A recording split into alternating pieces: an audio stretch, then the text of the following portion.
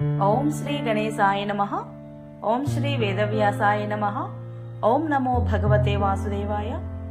మహాభారత గ్రంథ పారాయణలో భాగంగా మనం ఈరోజు 298వ రోజుకు చేరుకున్నాము. భీష్మ పర్వంలో ఉన్నాము. భగవద్గీతలోని 3వ అధ్యాయంలో ఉన్నాము. ఇది కర్మయోగము. నిన్న మనము స్థితప్రజ్ఞుడి లక్షణాల గురించి, ఆత్మ లక్షణాల గురించి తెలుసుకున్నాం కదా. ఇక ఈరోజు కర్మయోగంలో మనము ఇంద్రియాలు, ఇంద్రియార్థాల గురించి తెలుసుకోబోతున్నాము. చాలా బాగుంటుంది, చివరి వరకు స్కిప్ చేయకుండా చూడండి. హరే కృష్ణ. నారాయణం నమస్కృత్య నరం చైవ నరోత్తమం దేవీం సరస్వతిం వ్యాసం తతో జయముధీరయేత్. హరే కృష్ణ. అర్జునుడు అడుగుతున్నాడు, జనార్దన, నీవు కర్మల కంటే జ్ఞానమే శ్రేష్టమైనది అనుకుంటున్నావు కదా. మరి అలాగైతే కేశవ, నన్ను భయంకరమైన పనిలోకి ఎందుకు దించుతున్నావు? నీవు కలగాపులగమైన మాటలతో నన్ను మోహ పెడుతున్నావు. నాకు ఏది శ్రేయస్కరమో అది నిశ్చయించి చెప్పు అని అడిగాడు. అప్పుడు భగవానుడు చెప్తున్నాడు, అనగా ఈ లోకంలో 2 రకాల నిష్టలను పూర్వం నేను చెప్పి ఉన్నాను. ఒకటి సాంఖ్యుల యొక్క జ్ఞానయోగము, ఇక రెండవది యోగుల యొక్క కర్మయోగము. కర్మలను ఆరంభించకుండా ఉండడం చేత నిష్కర్మత్వాన్ని అనగా కర్మయోగాన్ని పొందలేడు. అలా అని కర్మల స్వరూపాన్ని త్యజించినంత మాత్రం చేతనే సిద్ధి అనగా జ్ఞానయోగాన్ని పొందలేడు. నిజానికి లోకంలో ఏ మానవుడు కూడా కర్మ చేయకుండా ఒక్క క్షణకాలం కూడా ఉండలేడు. ఎందుకంటే ప్రకృతి జనితమైన గుణాల చేత మానవులందరూ అవసులై కర్మలను చేస్తున్నారు. మూఢుడు సమస్త ఇంద్రియాలను బలవంతంగా అరికట్టి మనసులో మాత్రం ఇంద్రియ విషయాలను స్మరిస్తూ ఉంటాడు. అతనిని మిథ్యాచారుడు అంటారు. కానీ అర్జున, మనసుతోనే ఇంద్రియాలను వశపరుచుకొని అనాసక్తుడై 10 ఇంద్రియాల ద్వారా కర్మయోగాన్ని ఆచరించేవాడే శ్రేష్ఠుడు. నీవు శాస్త్రవిహితమైన కర్మను చెయ్యి. కర్మ చేయకుండా ఉండడం కంటే కర్మ చేయడమే గొప్పది కదా. కర్మ చేయకపోతే శరీరయాత్ర కూడా నీకు జరగదు. యజ్ఞ నిమిత్తంగా చేసే కర్మల కంటే ఇతరమైన కర్మబంధనాలలో ఈ లోకం చిక్కుకుంటోంది. కాబట్టి కౌంతేయ, ఆసక్తిని విడిచి ఆ యజ్ఞ నిమిత్తంగానే కర్మలు ఆచరించు. పూర్వం కల్పాది అందు బ్రహ్మదేవుడు యజ్ఞ సహితంగా ప్రజలను సృష్టించి దీనితో అంటే యజ్ఞంతో మీరు వృద్ధి పొందండి, ఇది మీకు కోరిన భోగాలను ఇస్తుంది, మీరు ఈ యజ్ఞం ద్వారా దేవతలను తృప్తిపరచండి అని చెప్పాడు. ఆ దేవతలు కూడా మిమ్మలను ఉన్నతులుగా చేస్తారు. ఈ రీతిగా పరస్పరము నిస్వార్థంగా ఉన్నతులుగా చేసుకుంటూ మీరు పరమశ్రేయస్సును పొందగలరు. యజ్ఞం ద్వారా ఉన్నతులైన దేవతలు మీకు అడగకుండానే ఇష్టమైన భోగాలను తప్పక ఇస్తారు అని చెప్పాడు. ఈ రీతిగా ఆ దేవతలు ఇచ్చిన భోగాలను వారికి సమర్పించకుండా తానే అనుభవించేవాడు చోరుడే అవుతాడు. యజ్ఞశేషమైన అన్నాన్ని తిన్న సత్పురుషులు సమస్త పాపాల నుండి ముక్తులవుతారు. అలా కాక తమ శరీర పోషణ కోసం మాత్రమే అన్నం వండుకునే పాపాత్ములు పాపాలు అనుభవిస్తారు. ప్రాణులన్నీ అన్నం వలన పుడుతున్నాయి. అన్నం వృష్టి అంటే పర్జన్యుడి వలన, పర్జన్యుడు వృష్టి అంటే యజ్ఞం వలన, యజ్ఞం విహిత కర్మల వలన పుడుతున్నాయి. అంటే అన్నం వృష్టి వలన, పర్జన్యుడు యజ్ఞం వలన, యజ్ఞం విహిత కర్మల వలన పుడుతున్నాయి.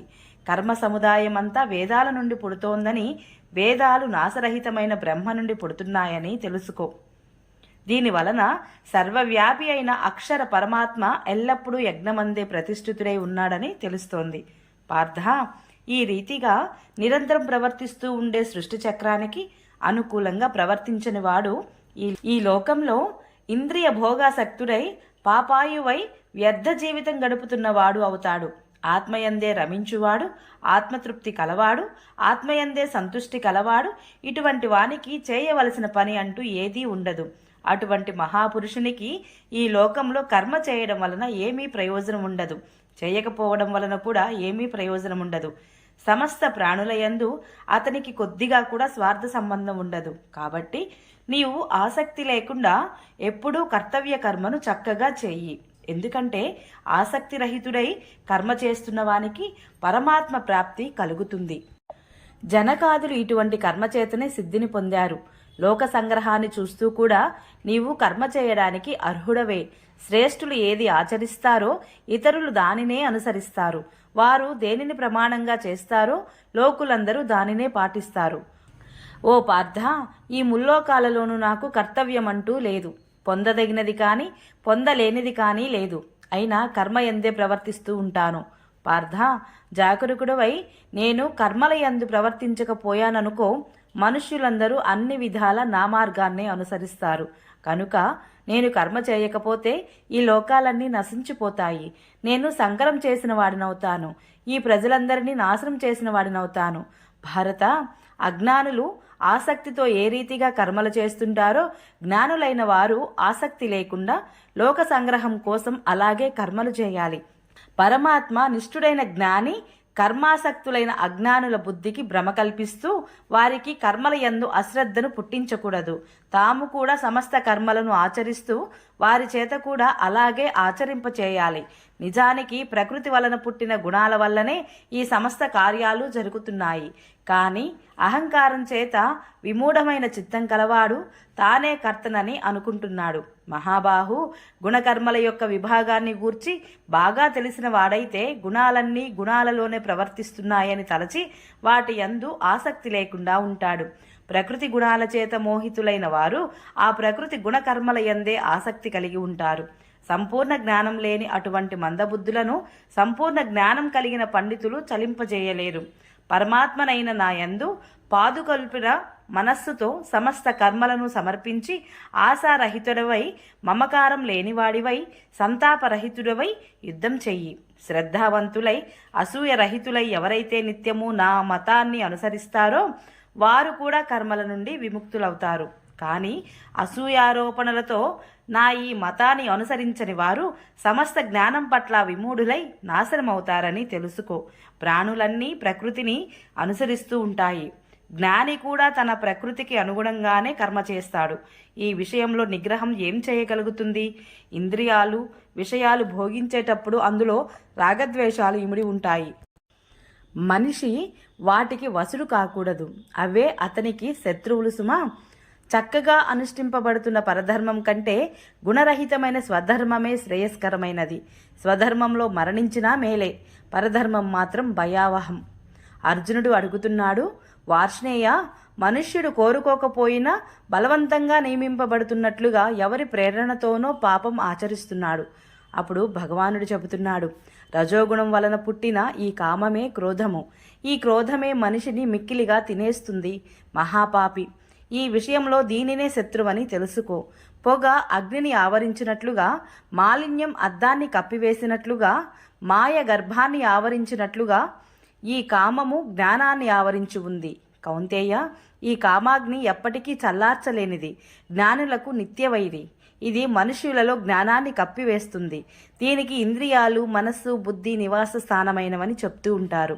ఇది వాటి ద్వారా మనుషులలోని జ్ఞానాన్ని కప్పివేసి మోహపెడుతూ ఉంటుంది.